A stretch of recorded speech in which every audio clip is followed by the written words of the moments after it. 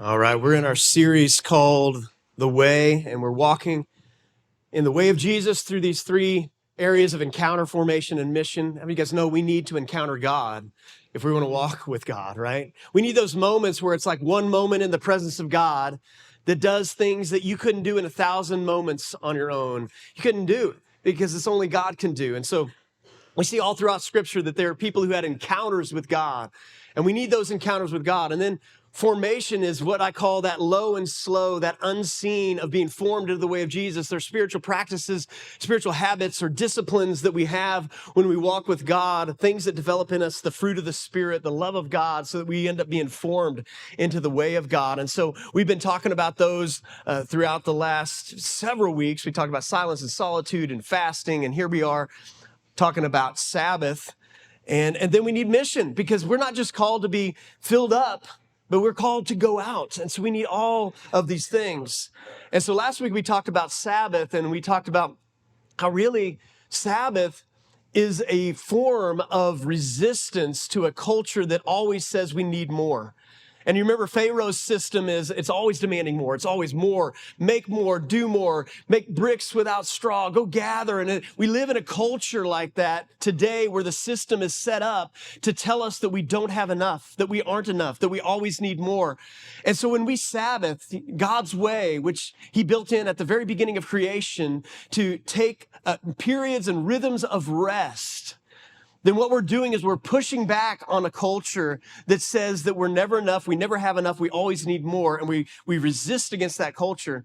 But Sabbath also reveals our identity. It was a marker of the people of God, that the people who Sabbath in the day of the Israelites, when they were becoming a people of God, it set them apart from all other nations, because they were willing to rest once a week, and it was a sign that they trusted God, even in a culture that people said that didn't even make sense. And then we talked about how Sabbath is a gift, and it's that we're not made to serve Sabbath, but Sabbath is actually a gift of God for us. And one of the most revolutionary things I've learned in life is that God desires a rested people. He doesn't want a people that is all hurried and burnt out and overworked but I'm telling you, when I had this revelation that God not only gave me permission to rest, not only commanded me to rest, but when I understood at a deep level that God was actually pleased with me when I rested, man, it changed everything for me. And all of a sudden I realized that I had been working against God's way in my own life and working against the way that God had set it up. And so God desires a rested people. And we have a lot of reasons why we don't rest, but it's so important. And I'm reminded of some of those reasons why I didn't rest, because I was a youth pastor. Many of you guys know I was a youth pastor for 5 years, a couple decades ago now. And how many of you guys grew up and you went to youth group? Anybody go to youth group? And you ever experienced this thing called a lock-in? How many of you guys ever experienced a lock-in, right? Man, why do we do those things, right? So when I was a teenager, I went to those lock-ins. And then when I was a youth pastor, I was like, we're never doing lock-ins.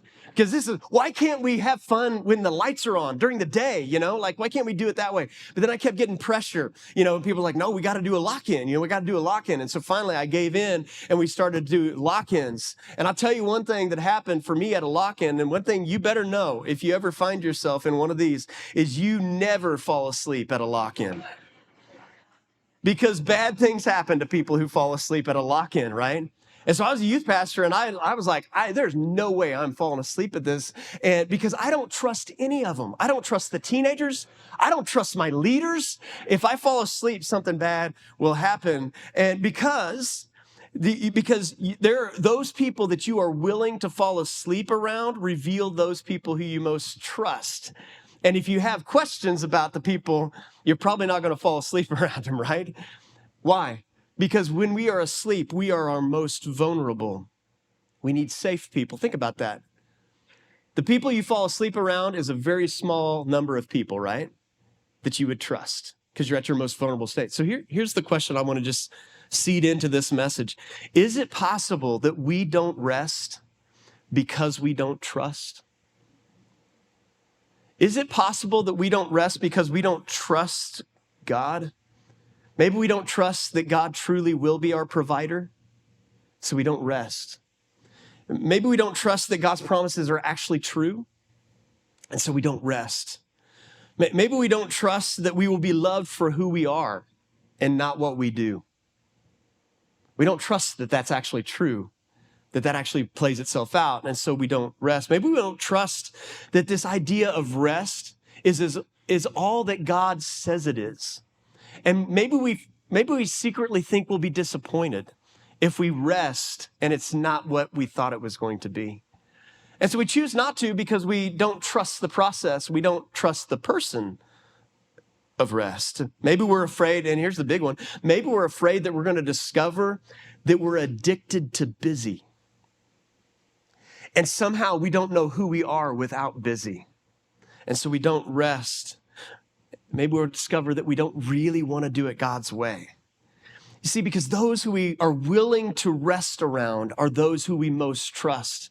And if you're unwilling to rest, it could be an indicator that there's an area of our life that we really don't trust God. And so let me give you a few thoughts on Sabbath, some kind of a part 2 of last week. Sabbath rest is a test of faith. It's a test of faith. In fact, God says it is when he put it into the DNA of the Israelites as they're wandering around the wilderness. He says, is this actually a test? Are you going to trust me in this? And so he lays out this test in Exodus chapter 16. And if you remember, they go out to the wilderness and God provided for them every single day this bread-like substance called manna, right? It would just appear every day when they woke up, and it was a way of God providing for them. Exodus 16, verse 29. See, the Lord has given you the Sabbath. Therefore, on the 6th day, he gives you bread for 2 days. Remain each of you in his place. Let no one go out of his place on the 7th day. So the people rested on the 7th day. So here's what would happen.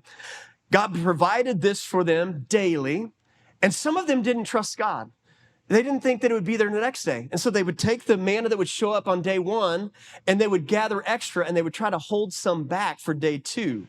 But by the time they got to day 2, the leftovers, they stank and they had worms in them and there was no good. And God provided fresh manna. And he was saying, I'm going to provide for you every day. Just trust me. You don't have to hoard. You don't have to do it yourself. Just trust me. It will be there. But then on the 6th day, God would provide 2 days worth so that they wouldn't have to gather it on the 7th day.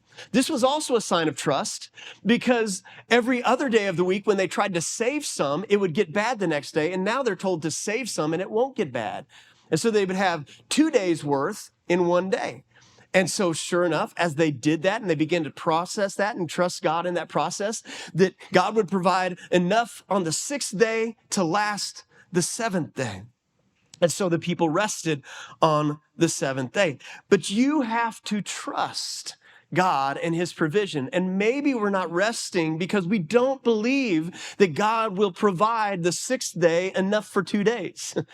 We think we have to keep going out there and gathering it and doing more on the 7th day to make up for what we won't have. But you have to trust.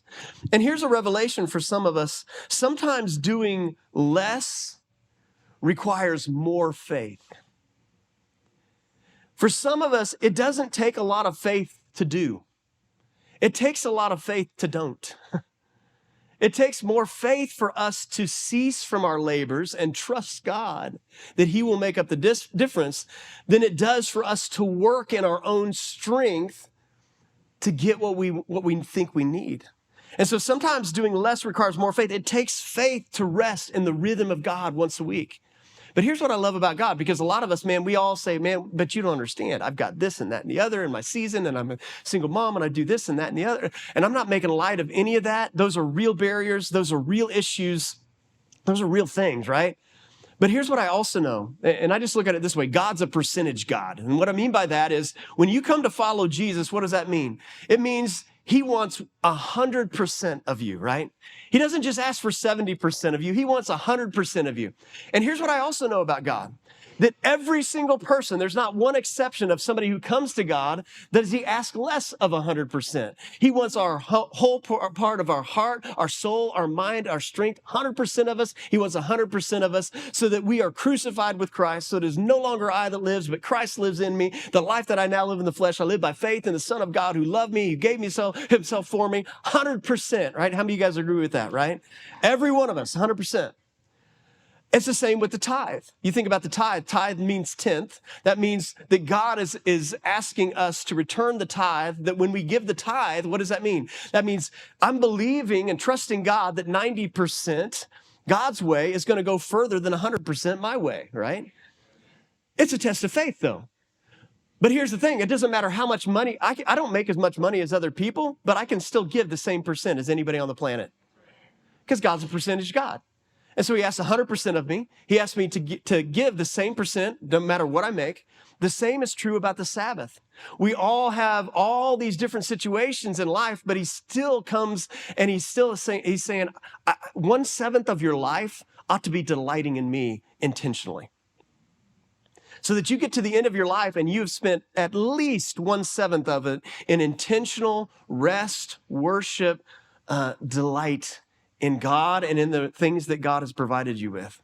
Man, how much different would your life be? Could you just dream for just a little bit? If you could just imagine a weekly rhythm of delighting in God in that way, how much your life would be different. But it's the same for every person. And I know that we all have different callings, different burdens, different seasons, but we all have the same number of days. And so you might have to get creative, and we'll talk about maybe there are ways you think that it's impossible right now, but there are ways you can step into this no matter what your situation is. We'll get into some of that. But the point is this, not being able to rest, it's not a busyness issue. It's a pride issue. Somewhere along the way, what we're saying is, I've got this, God. I don't need your way. And it becomes a pride issue to say, I've got my own way. I think it's better. And so then you contrast that with what God brought them out of. Remember, God says, I'm going to give you 2 days worth of provision in 1 day. Remember what they came out of Egypt? Pharaoh was saying what? He was saying, make bricks without straw. In other words, keep going, but you also have to gather the straw. I want you to do 2 days work in 1 day. And so what they were trying to do is they were trying to go back to their old script. And they were trying to do 2 days worth of work in 1 day. Because out of fear and familiarity, they were running off of an old script in their life, out of the Egypt script. And so they were not trusting God. They were running from an old script from their past. And here's what I'm wondering. I wonder how many of us are running off an old script from our past. And we try to work so much. We never rest because maybe that's the way we grew up. Maybe that's the way our parents did it. Maybe we grew up in poverty. We thought we'd never have enough. And so now we've got to keep working because we're running away from an old script.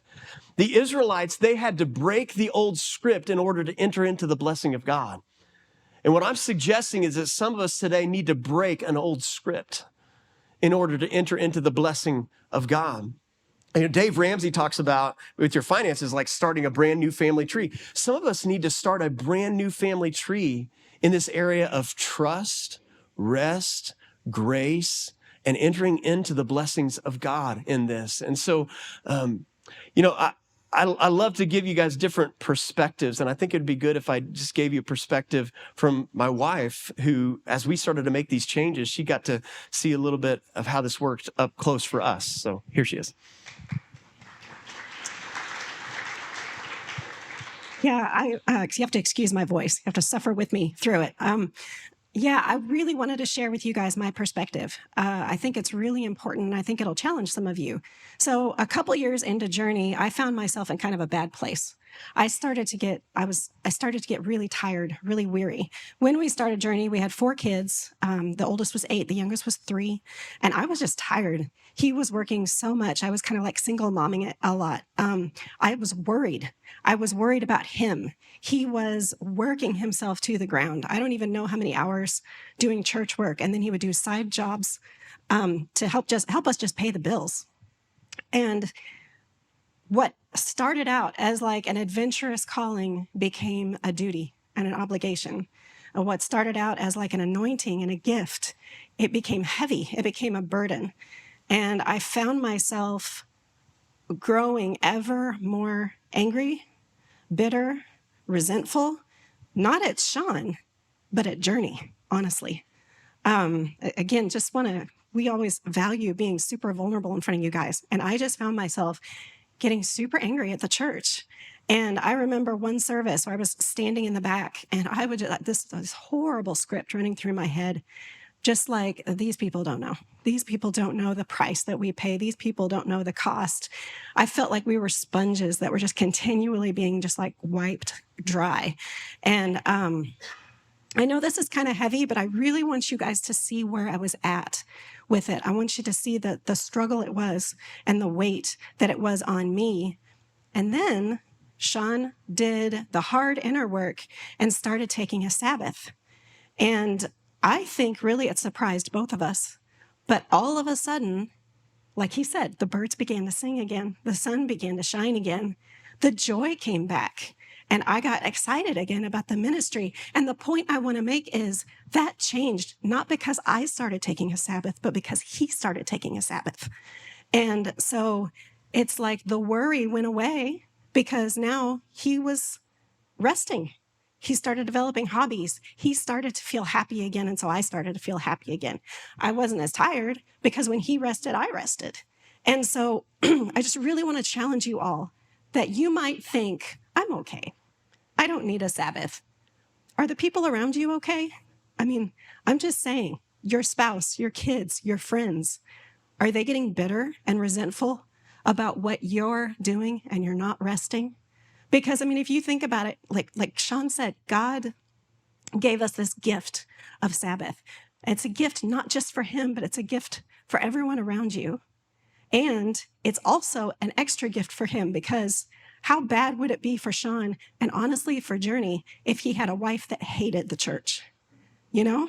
I mean, seriously, that's the path I was going on. But because, and obviously I had some inner work to do too. It's not all him.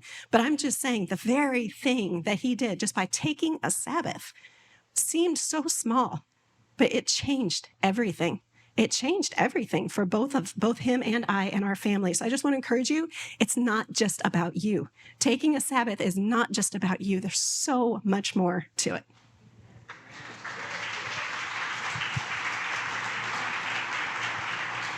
Yeah, one of the things that I discovered is that one of the best things I could do for the church was actually to not work on the church one day a week. That was actually my gift to the church because I was filled up so that I could do it. So that then because of one day, the 6 days were a whole lot better out of the week. And so here's what Sabbath also allows us to do. Sabbath rest helps us embrace the gift of limits. Because I don't know if you guys realize this, but you actually do have a limit. And it's fun to sometimes break through limits. Like when I was in my early 20s, for whatever reason, I ran a 5K race. And I remember the time that I ran the race in. And it just stuck in my mind all these years. And over the years, I would try to get on the treadmill and see if I could just beat that time. And never could do it. And I would just so then season of my life, I would try to work out and try to I'm going to really focus on it this time and I'm going to do it. And I would come short every time because I'd try so hard. I'd get injured. And then my personality was just go. If you're going to do it, just go all out. And then I'd get injured and I couldn't do it. And so I tried it over the years, over and over again, never could do it. Until last fall, I decided okay, I'm going to do it again. I'm going to try again. I'm just going to do it ever so incrementally. And I came up with this whole plan. It was meticulous. It was going to take weeks and weeks and weeks to do this and drop some weight and do all this type of stuff just because I wanted to finally do this. And so little by little, I just chipped away at the time until I finally beat it. I was going to show a picture of it, but that would be too prideful to show you the picture of the moment. So I just resisting. The point I want to make, though, is, no matter how much I train, no matter how much work I do to get myself in shape, even if I were to go back in time and do all of that really, really well as a young 20-something person, and you know this, right? I don't even have to explain this, but there's eventually going to be a limit of how fast Shawn can be, right? Because I know it looks like it, but I'm not an Olympic athlete. And I know there's a limit somewhere, right? And it's fun to break through the little limitations, but come on, let's be honest. There's a limit. I'm not going to play in the NBA. I'm not going to do it because there's a limit physically, right? And we understand that to some degree in certain areas of our life. But what I want to expose in us is that we don't do that in every area of our life.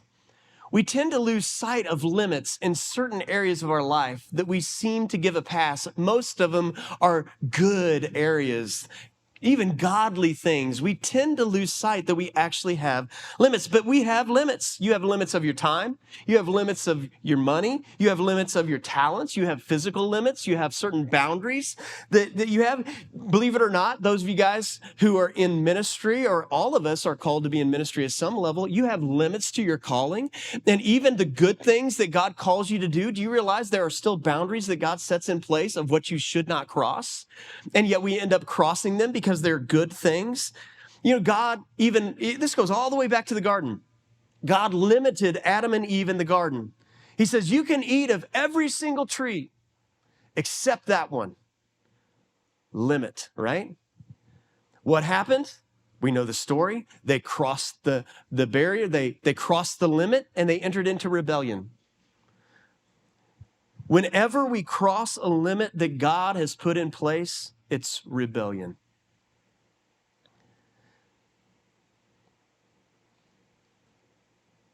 Let that sit for just a second. Whenever we cross a limit that God has put in place, it's rebellion. We're rebelling against God. And there's always a temptation to cross over a God-given limit. Sabbath rest is practice. It's practice for helping us to embrace the limitations that God has put in our life for our own good. It reminded me of the story of Nehemiah. You remember Nehemiah in Scripture? The walls of Jerusalem had broken down. God gives Nehemiah a vision. His heart breaks for the walls. He goes and he travels to go and to rebuild the walls, and he starts the process. But he also has this resistance of him rebuilding the walls. And so he's up doing his thing. He's working on what God has called him to do. In Nehemiah 6, verse 2, Sanballat and Geshem sent to me saying, come and let us meet together at Hakkephirim in the plain of oh no. I love how the Bible just gives us those gifts of words like, oh no, this is not going to be good. But they intended to do me harm. And I sent messages to them saying, I'm doing a great work. I cannot come down. Why should I stop the work? And why should the work stop while I leave it here and then come down to you? And they sent to me 4 times in this way, and I answered them in the same manner. He's doing what God has called him to do, and yet there are people who are trying to get him to do other things, extra things, different things. You realize that someone will always be asking you to do more than God has called you to do? And many times that someone is you. Because we can't resist it. It's so alluring to somehow do more than what God has asked us to do. The temptation is real. Build bigger, make more, do more, meet more, schedule more, minister more, spend more. And it doesn't matter if it's a good thing, if it's a godly thing, if it's a great thing. There's still limits to it that God asks us not to cross. In my world, I've watched a lot of pastors. I know pastors who, build these big ministries, and it seems like a lot of people have built big ministries, unfortunately, at a cost that God never asked them to give. They end up having to essentially marry the church, lose their family, get burnt out or have some secret life. And it seems like the only way they could build it was by doing it that way. Like if they had not, and so there's like this tension, like, well, isn't this a great thing? And we tend to get in this mindset that the end justifies the means. But here's the thing, we all have a grace lane that we are called to live in. We were talking about this at our real life group this last week. We all have a grace lane that God gives us to live in. And we have to be careful to not cross outside of those limits that God has given us. If you didn't know, we're in a political season right now. And I've shared this before. This is a great piece of advice. For those of us, which all of us should be involved in some way, but for those of us who really feel called to be involved in the political world right now, especially over this next year, you're like, how do I stay involved politically and yet still represent Jesus, right? Like, where is that line where I would know I crossed some line and started to be involved, but not in the way of Jesus? And I love Brady Boyd's answer. He said that when you know you've crossed the line of being involved politically and you've left the way of Jesus is when you no longer have the fruit of the Spirit in your interactions and involvement. Whenever we start to be involved in a way that no longer displays the fruit of the Spirit, we've somehow started to do, quote unquote, the work of God, but not in the way of God. And you cannot do the work of God any other way but God's way. And so how do you know you've crossed the line when you're going outside of what God has called you to do? Well, it's the same thing. When you're trying to do the work of God, but you find yourself avoiding the ways of God to get the work of God done, you probably have crossed the line somewhere. Another way to put this is when your idea, because we all have ideas of what God's will is, and we kind of fill in the blanks sometimes, right? Sometimes we got an ironclad, we know what it is. Sometimes we have an idea. When your idea of what God's will is for your life, when you get that idea of what God's will is for your life, and when you start to look at the future and it seems like the only way you can accomplish your idea of God's will is by doing it outside of God's way, better go back and revisit your idea. Because God will never ask you to do something that violates his way of doing it. And so when it comes to the Sabbath rest, what I'm trying to, I know I'm being pretty strong on it, and I don't want to be legalistic about it. What I'm trying to implore you is to get you to understand that God does not want you burning yourself out to accomplish his work.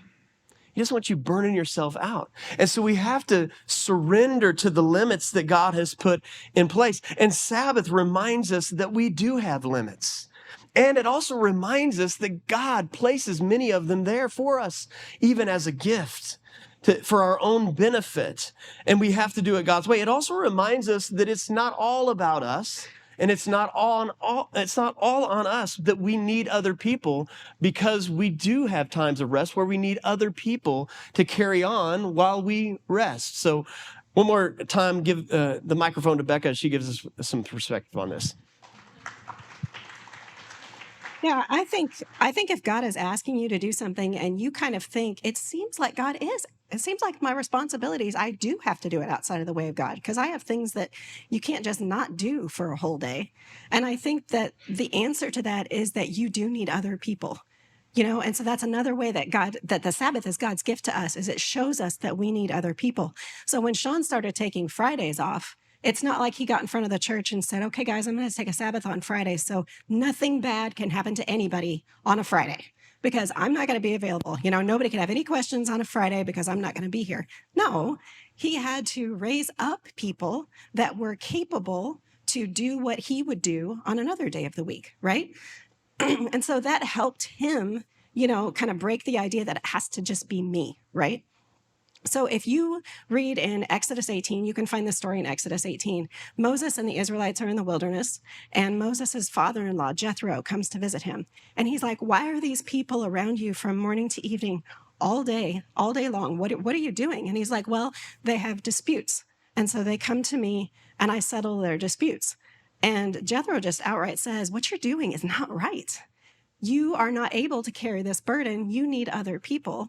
And he said, look for able men and raise them up and teach them to step in and do what you're doing. Now, we're not told in the scripture, but I'm assuming Moses had to kind of let go of an idea like it just has to be me. I'm the only one that can settle the disputes. He had to let go of that and to humble himself. And this is why Sabbath is a gift, because I think it kind of knocks us down a little bit, like we are not quite as indispensable as we think we are, right? There are certain things in your life that other people can do, and that's okay. I think if you find yourself thinking, well, if I don't do it, then it won't be done right, then I think maybe you need to take a Sabbath. I think that if you find yourself thinking, I'm the only one that knows how to do it correctly in this area, then I think you need a Sabbath. And so Sabbath is a gift. Sabbath shows us that we don't need to think so highly of ourselves, that we need to pull those other people around us.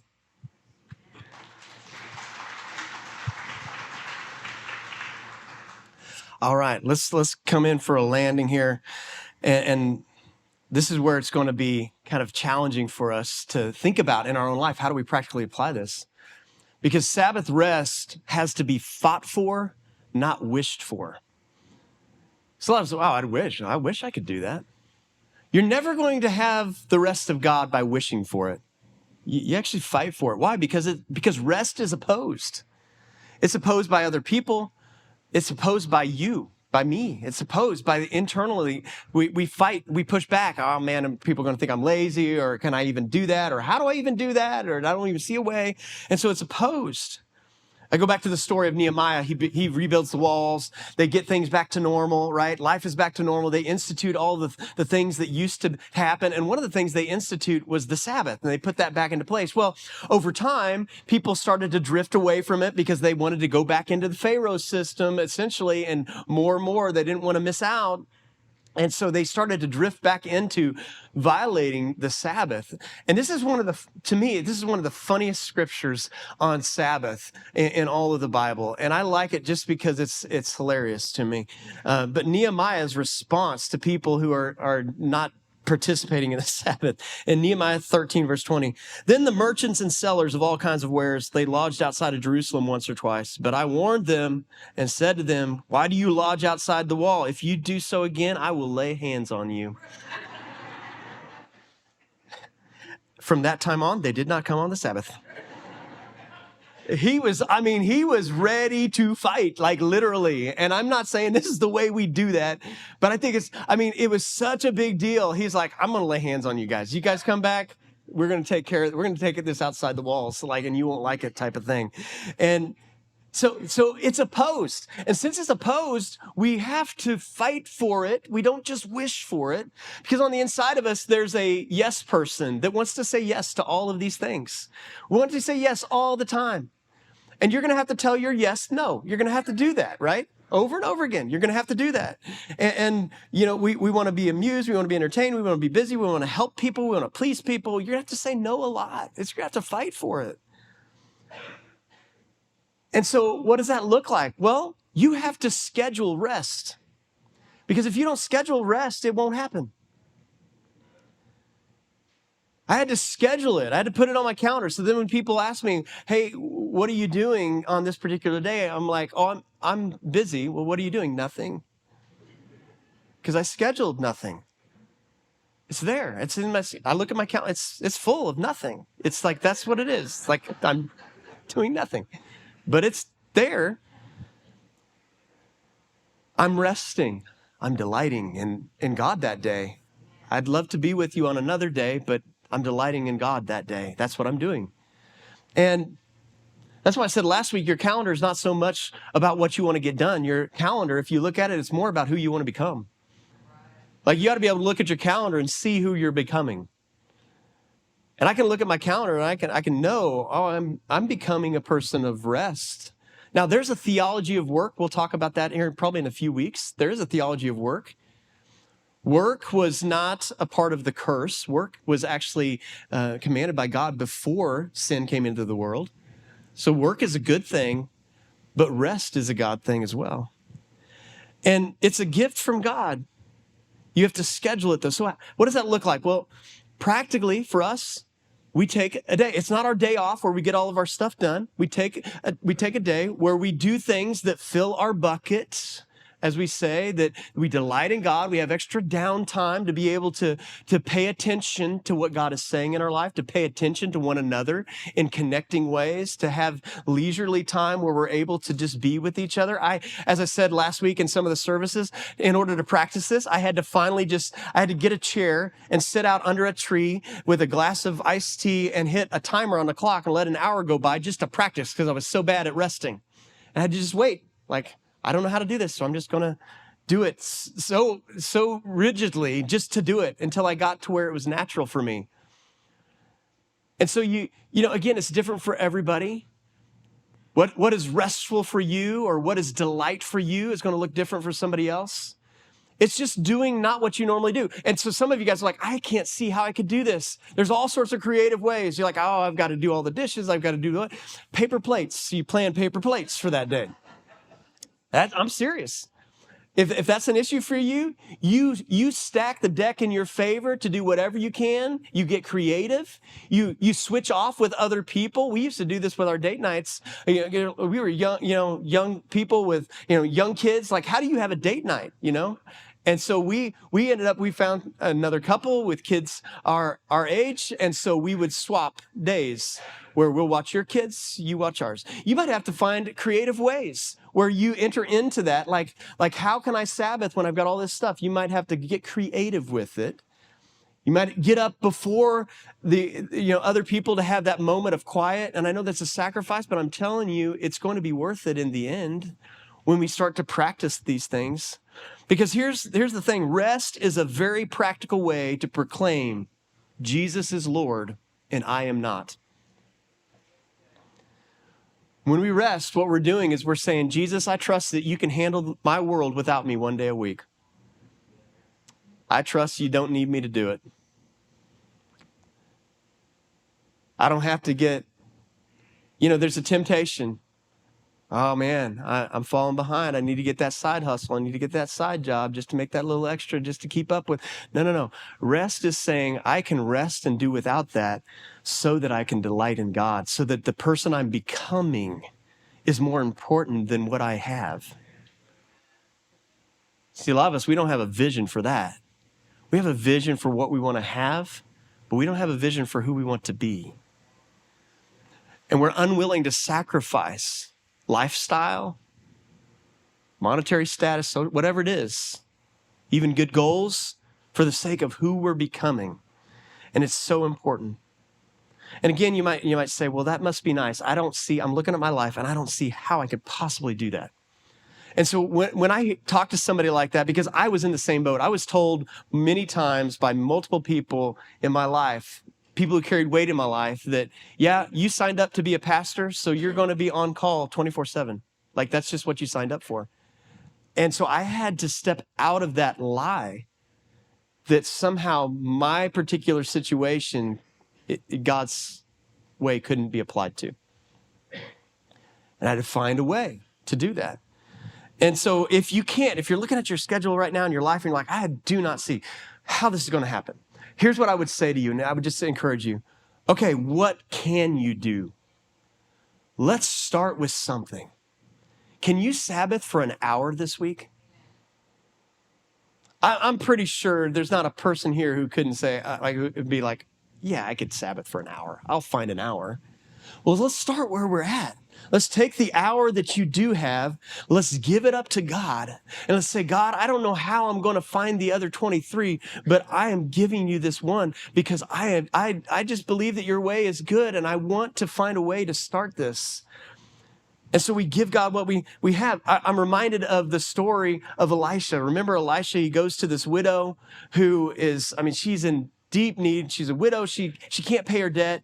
And Elisha's like, okay, well, what do you have? And she's like, I got enough. I don't have enough. All I have is a jar of oil in the house. And he's like, okay, here's what you do. Go get more empty jars. Doesn't make sense, right? Go get a bunch of empty jars. Borrow them from your neighbors if you have to. Go gather a bunch of empty jars. And so that's what she does. And Elisha, in 2 Kings chapter 4, verse 2, it says, and Elisha said to her, what shall I do for you? Tell me what you have in the house. She says, your servant has nothing in the house except for a jar of oil. And he says, go outside, borrow vessels from all your neighbors and empty vessels and not too few. Then go in and shut the door behind yourself and your sons and pour into all these vessels. And when one is full, set it aside. And so she went from him. She shut the door behind herself with her sons. And as she poured, they brought the vessels to her. And when the vessels were full, she said to her son, bring me another vessel. He said, there's no more. And then the oil stopped flowing. You see what's happening here, right? She gave the one jar of oil and then she brought a bunch of empty vessels. And as she gave what she had to God, then the miracle started happening. It started to multiply, right? So the worship team, you guys can come back up as we wrap up, but I'll just leave you with this thought. What do you have in your house? What can you start with? What creative ideas, if we were to take that before the Lord and say, God, I don't know how this is going to happen, but I've never asked this question, how, before. Can we at least just ask the question, God, how would you want me to start on this? And then what more can you find? Because when you give God, whatever you place in God's hands has the potential to multiply. Whatever you keep in your hand stays the same. And so when we take what we have and we place it in the hands of God and we use what we have, God multiplies that. And so can we just take a step of faith this week and just commit to give God the jars that we do have and trust God that he's going to multiply and believe God for more. And what I'm telling you is the best gift you can give your family is the gift of a season of a rhythm of rest and delight. And again, you don't just on a Sabbath, we don't just sit around and stare at a wall. We do things that are fun, that are enjoyable, that delight in God. We spend extra time in like our prayer time or listening prayer that we've been talking about. We go outside, we enjoy life, we enjoy food, we hang out with each other. It's a time of feasting in God and being with family. And we come out of that and the rest of the 6 days. There's a reason, as I said last week, there's a reason why in all the busyness of life, and even as our church grows and all the things that happen in the life of a church, and believe me, we've had a lot happen this last week even, there's a reason why I can be grounded and rested and not reactionary. I used to be reactionary, run at a high RPM. When a normal thing would happen, I would just come back really strong. And my goal now is just to connect with the rhythm of God, to be a person of peace so that my default reactions are kingdom reactions because I'm in the rhythm in the life of the kingdom.